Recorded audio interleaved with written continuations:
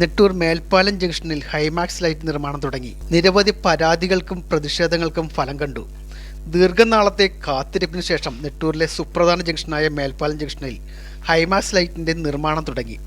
Shri K Babu MLA ആസ്തി വികസന ഫണ്ടിൽ നിന്നും തുക വകകൊള്ളിച്ചിട്ട് വർഷങ്ങളായി ജനങ്ങൾ തീരെ സഞ്ചരിക്കാത്ത പ്രദേശത്ത് പോലും വഴിവിളക്കുകൾ യഥേഷ്ടം സ്ഥാപിച്ചിട്ടും നൂറുകണക്കിന് യാത്രക്കാർ സഞ്ചരിക്കുന്ന വഴിയിൽ അധികാരികൾക്ക് വഴിവിളക്ക് സ്ഥാപിക്കുവാൻ കഴിയാതിരുന്നത് വലിയ പ്രതിഷേധങ്ങൾക്ക് വഴിവെച്ചു. വർഷങ്ങൾ നീണ്ട കാത്തിരിപ്പിന് ശേഷം നെട്ടൂർ മേൽപ്പാലം ജംഗ്ഷനിൽ ഹൈമാക്സിന്റെ നിർമ്മാണ പ്രവർത്തനം തുടങ്ങിയിരിക്കുകയാണ്. മരട് മുനിസിപ്പാലിറ്റിയിലെ 3 ഡിവിഷനുകൾ സംയോജിക്കുന്ന ഒരു പ്രദേശമാണ് മേൽപ്പാലം ജംഗ്ഷൻ.